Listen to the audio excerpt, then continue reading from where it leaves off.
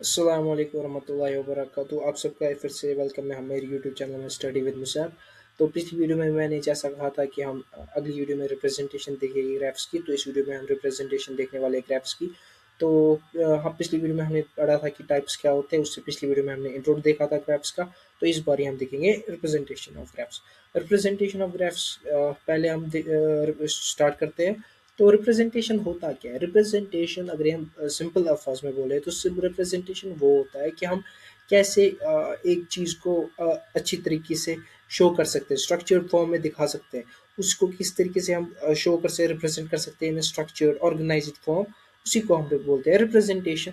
अब हमारे पास है रिप्रेजेंटेशन ऑफ ग्राफ्स, वैसे ही सेम रिप्रेजेंटेशन ऑफ ग्राफ्स को कैसे इस तरीके से रिप्रेजेंट करें कि वो एक तो स्ट्रक्चर्ड फॉर्म में हो, उसी को हम बोलते हैं रिप्रेजेंटेशन ऑफ ग्राफ्स। तो यहाँ पर अगर ये देखें हम इसकी simple definition, representation graphs efficiently is essential because the performance of algorithm depends on the underlying structure. जैसे कि ये रिप्रेजेंटिंग ग्राफ्स यानी कि जो हमारे एल्गोरिदम है, जो हम एल्गोरिदम जिस पे हम काम करेंगे with the help of these graphs, वो डिपेंड किस पे करेगा कि हमारा ग्राफ का स्ट्रक्चर कितना अच्छा होगा। और वो ग्राफ का स्ट्रक्चर कब अच्छा होगा? जब हम रिप्रेजेंट करेंगे ग्राफ्स को in an organized in an structured way. तो इसी के लिए हमें ग्राफ्स को रिप्रेजेंट करना पड़ता है। तो अगर हम देखें ग्राफ्स के रिप्रेजेंट करने के लिए तो हमारे पास तीन टाइप्स आते हैं। तो पहला आता है एडजेसेंट मैट्रिक्स, दूसरा आता है इंसिडेंस मैट्रिक्स और तीसरा आता है एडजेसेंसी लिस्ट। और जो ये एडजेसेंट मैट्रिक्स और इंसिडेंस मैट्रिक्स है, ये जैसे कि मैंने यहाँ पर एक कमेंट की है कि ये एडजेसेंट और इंसिडेंस मैट्रिक्स जो है ये टाइप्स है किसके? मैट्रिक्स रिप्रेजेंटेशन के। यानी कि ये दोनों एक दूसरे के टाइप्स है। और जो ये एडजेसेंसी लिस्ट है ये क्या है? ये अलग है। यहाँ पर ये हम बाद में लास्ट में देखेंगे इसका। तो पहले स्टार्ट करते हैं हम एडजेसेंसी। तो हम देखते हैं कि एडजेसेंसी मैट्रिक्स होता क्या है। अब हम एडजेसेंसी मैट्रिक्स पे जैसे कि आ गए, एडजेसेंसी मैट्रिक्स होता क्या है? ऐसे कि एडजेसेंसी मैट्रिक्स को अगर हम सिंपल वर्ड्स में अगर हम इसको डिफाइन करें, तो एडजेसेंसी मैट्रिक्स एक मैट्रिक्स होता है जो एक वी इंटू वी मैट्रिक्स होता है। जैसे कि वी इंटू वी मैट्रिक्स होता है, मतलब यानी कि इसमें दोनों साइड से रोज में भी वर्टेक्स लेते हैं और कॉलम्स में भी हम वर्टेक्स लेते हैं। जैसे कि यहाँ पर एक मैंने ये इसमें पहले से ही करके रखा है ताकि एक कम टाइम ले वीडियो। V1 भी वर्टेक्स है, वर्टेक्स ये रोज में भी V1 है और वर्टेक्सेस इसमें भी है, कॉलम्स में भी वर्टेक्सेस है। तो अब हम देखते हैं कि डिफरेंस क्या है, मतलब ये है क्या, इसको हम कैसे रिप्रेजेंट करते हैं। जैसे कि यहाँ पर एक डायरेक्टेड ग्राफ दिया गया है, अनडायरेक्टेड ग्राफ दिया गया है और दूसरा अनडायरेक्टेड ग्राफ। इसमें हम मैं दिखाऊंगा रिप्रेजेंटेशन। और एक मेन पॉइंट यहाँ पर याद रखना है कि ये मैट्रिक्स हमेशा इसकी शेप्स क्या रहेगी कि हम दोनों साइड से वो टेक्स्ट लेते हैं। और एक और चीज़ ये वी इंटू वी मैट्रिक्स है। तो इसका कलर मैं थोड़ा चेंज कर देता हूँ ताकि ये थोड़ा विजिबल रहे।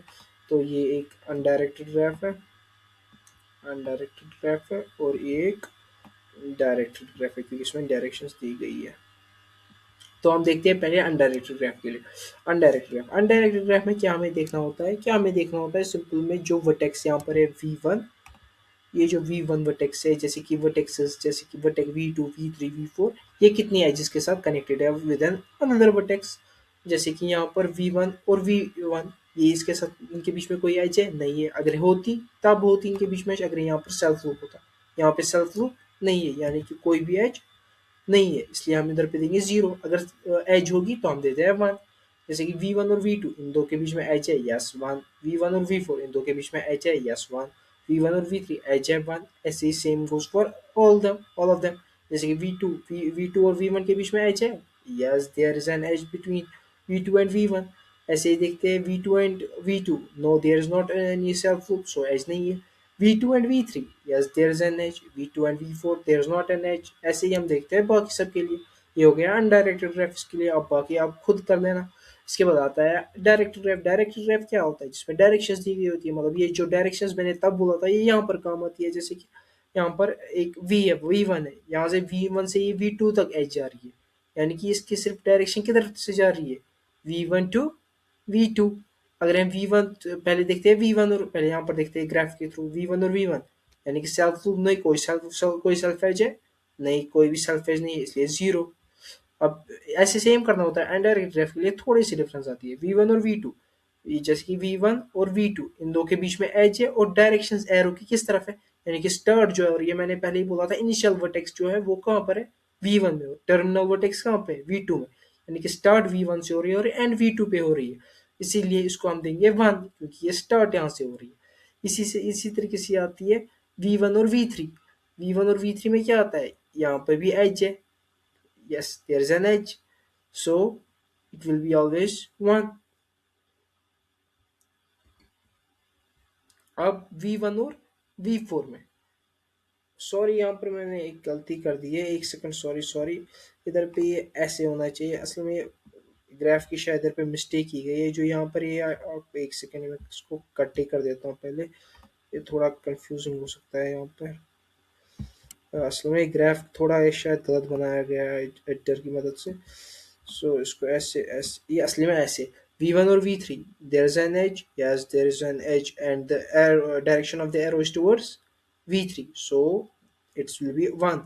But here this is the interesting part of this graph, V1 and V4, it is not an incoming edge, मतलब कोई भी incoming edge इसमें इसमें ये इनकमिंग एज आ रही है। ये आउटगोइंग एज जब भी आती है तो हमें मतलब एरो जब भी आउटगोइंग की तरफ दिखा रहा होता है तो हमें मान देना होता है, मगर जब इनकमिंग एरो होता है मतलब एरो V1 की तरफ जा रहा होता है, यानी कि उसी वर्टेक्स की तरफ जा रहा होता है जिस वर्टेक्स पे हम ऑपरेशन परफॉर्म कर रहे हैं, तो उस वक्त हमें जीरो देना होता है इसमें एडजेसेंसी मैट्रिक्स में, के डायरेक्ट ग्राफ में। जैसे कि और ये V1 का हो गया, V2 की देते हैं, V2 की एग्जांपल देते हैं। V2 क्या है, V2 is V2 and V1, V2 and V1, is there any edge, yes there is an edge but it's an incoming edge, means हमें क्या देना होगा, zero. Same goes for V2 and V2, यहाँ no there is not any self loop, तो edge कोई भी यहाँ पे वैल्यू जीरो आएगा। And after that we will look for V2 and V3। V2 और V3 क्या होता है, V2 और V3, V2 से आउटगोइंग एज जा रही है V3 तक, इसलिए इसको 1 देंगे। And same goes for V2 and V4, V2 से V4 तक कोई एज नहीं जा रही इसलिए zero. Same goes for all other. ये हो गया हमारा एडजेसेंसी मैट्रिक्स। सिंपल में इसको यही चीजें याद रखनी है, इसमें यही ग्राफ में थोड़ी डिफिकल्टी आती है। अगर कोई भी डिफिकल्टी हो कमेंट कर दीजिएगा, मैं उस पर रिप्लाई करके इसको सॉल्व कर दूंगा, क्यूरीज ऑफ सॉल्व कर दूँ। इसके बाद आता है इंसिडेंस मैट्रिक्स। एक बार समझ आ गया तो ये बहुत ईजी होता है। तो हम पहले देखते हैं इंसिडेंस मैट्रिक्स। इंसिडेंस मैट्रिक्स क्या होता है, इंसिडेंस मैट्रिक्स जैसे कि हमने बोला था वो वी इंटू वी मैट्रिक्स होता है। यहाँ पर अगर हम देखें it is an V into E matrix, मतलब इसमें वर्टिसेस रोज में होती है और एज कॉलम्स में एजेस लिए जाते हैं, इसीलिए इसकी शेप कभी भी स्क्वायर नहीं होती है, क्योंकि हम इधर पे वर्टिसेस भी ले रहे हैं और एजेस भी ले रहे हैं। और वर्टिसेस कभी कम हो सकती है, वर्टिसेस कम हो सकती है और एजेस बहुत ज्यादा हो सकती है। ये डिपेंड करता है कि एजेस कितनी होगी। हम यहाँ पर एक और एज करेंगे एज 6 हो जाएगा, एक और एज 7, ऐसे ये इसलिए ऐसे ये थोड़ा हेक्टिक हो सकता है, इसलिए मैं थोड़ा ये वी इंटू ई एच बोल रहा हूँ सिंपल।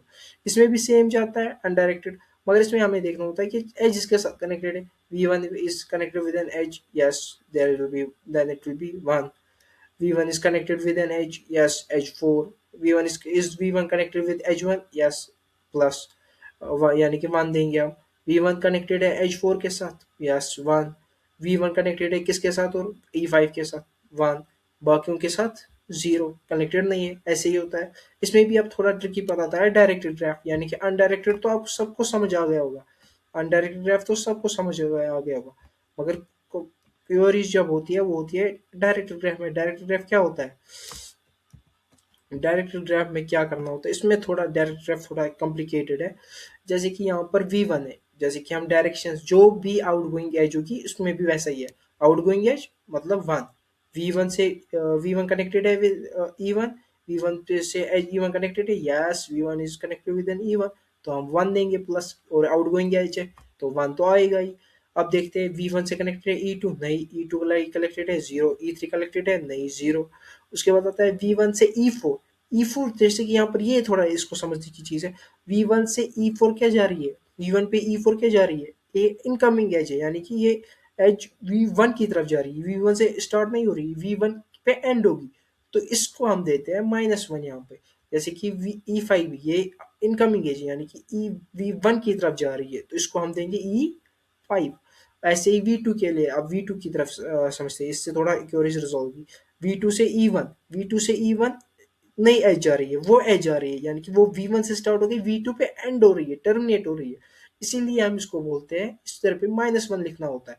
अगर एज नहीं, जैसे एक सिंपल में अगर अगर हम सिंपल में बोले इनकमिंग एज होगी तो -1, आउटगोइंग एज होगी 1, और अगर एज नहीं होगी तो 0। इतना ही सिंपल फंडा है इस चीज का भी। ये समझ आ गया? इस ग्राफ को आप थोड़ी प्रैक्टिस करना, तो ये आराम से कभी नहीं भूलोगे आप फिर।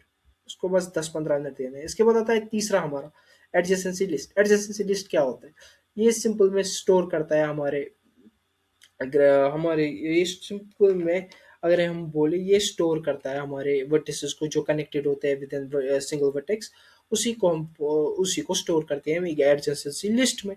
सिंपल में इसमें क्या होना चाहिए, हम बताते हैं कि जो एक वर्टेक्स है, जैसे कि एक वर्टेक्स है, इसके साथ कितने ये कनेक्टेड है। ए के साथ कौन कौन कनेक्टेड है? बी और सी कनेक्टेड है।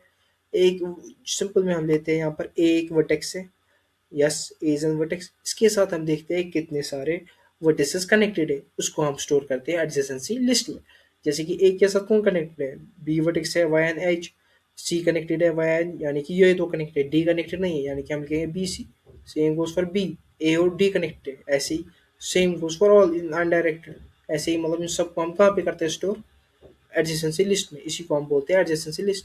उसके बाद आता है दूसरा। दूसरा क्या होता है? दूसरा होता है डायरेक्ट ग्राफ। डायरेक्ट ग्राफ में क्या करते हैं? डायरेक्ट ग्राफ में हम देखते हैं जो डायरेक्शंस दी गई होती है उसी के मुताबिक। जैसे कि ए से डायरेक्ट कहाँ जा रही है, जो ये आउटगोइंग एज होती है उन्हीं को कंसिडर करते हैं। आउटगोइंग एज के थ्रू जो वर्टेक्स इस वर्टेक्स के साथ कनेक्टेड होगी, जो वर्टेक्स इस वर्टेक्स के साथ कनेक्टेड होगी, हम उन्हीं को सिर्फ एडजेसेंसी लिस्ट में स्टोर करेंगे, हम सबको स्टोर नहीं करेंगे। जैसे कि आउटगोइंग एज जा रही है ए टू बी, यानी कि हम इसको एडजेसेंसी लिस्ट ऑफ ए में स्टोर कर सकते हैं क्योंकि ये ए के साथ कनेक्टेड है। मगर जो इनकमिंग एज आ रही है उसको हमें स्टोर नहीं करना होता है।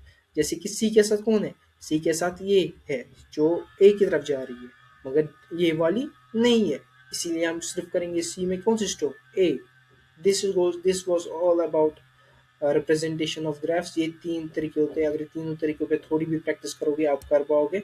अब एक रिक्वेस्ट है आप सबसे कि आप लाइक शेयर और सब्सक्राइब कर दीजिएगा मेरी चैनल को। ये थोड़ा से मैंने 3 वीडियोस चढ़ाए थे, और also I am going to start a new series where I will teach you some topics of discrete mathematics, as well as I'm going to start some programming series as well. So please stay tuned, and I will be glad and to share some knowledge with you. और तब तक के लिए please like share और subscribe कीजिएगा मेरी YouTube channel को। Have a nice day. अल्लाह हाफिज़।